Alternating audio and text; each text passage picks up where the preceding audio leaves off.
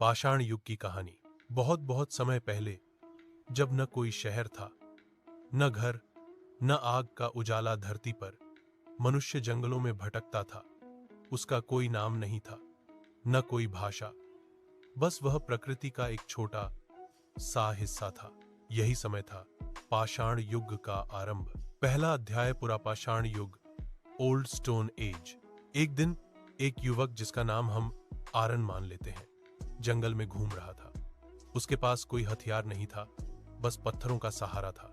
जब किसी जंगली जानवर ने हमला किया तो उसने पास पड़ा एक नुकीला पत्थर उठाया और उसे फेंक दिया। जानवर भाग गया।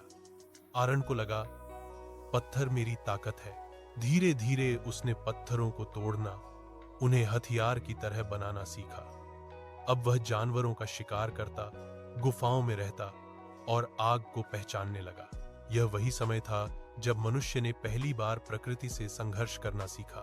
दूसरा अध्याय, मध्यपाषाण युग, मिडिल स्टोन एज।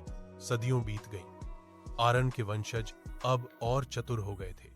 उन्होंने पत्थर के साथ साथ हड्डियों और लकड़ी के औजार भी बनाने शुरू किए। अब वे केवल शिकार ही नहीं करते थे, बल्कि मछलियां पकड़ते, पेड़ों के फलों को इकट्ठा करते और छोटी झोपड़ियां बनाने लगे थे। धीरे धीरे वे नदियों के किनारे बसने लगे। यही समय था जब प्रकृति से लड़ाई अब सहयोग में बदलने लगी। तीसरा अध्याय, नवपाषाण युग, न्यू स्टोन एज।